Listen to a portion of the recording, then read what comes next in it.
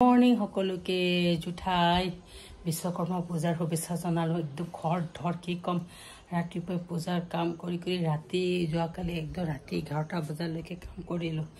তাৰপিছত এতিয়া ৰাতিপুৱাৰ পৰা কৰি কৰি এতিয়া একদম পূজা সেৱা কৰি আৰু একদম স্কুলত যাম। মানে এই বিশ্বকৰ্মা পূজাত যে ছুটি যে নিদিয়ে খুব অসুবিধা হয়।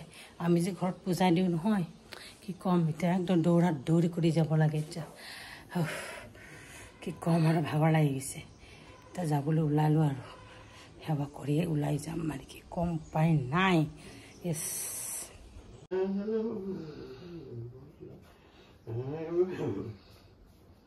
থুলমূলকৈ পূজাটো কৰি আছে।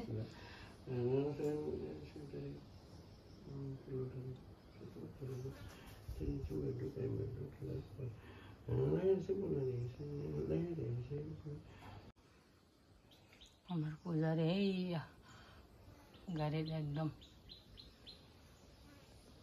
সুন্দৰ ভাব হয়েছে।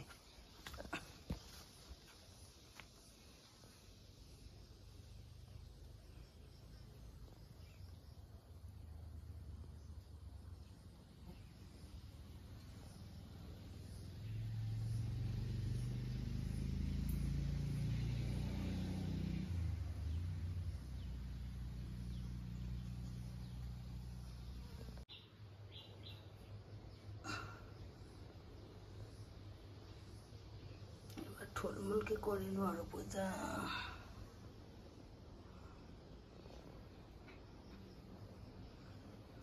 ডেকৰেশ্যন ইমান ভালকে হোৱা নাই, থুলমূলকে কৰিছোঁ।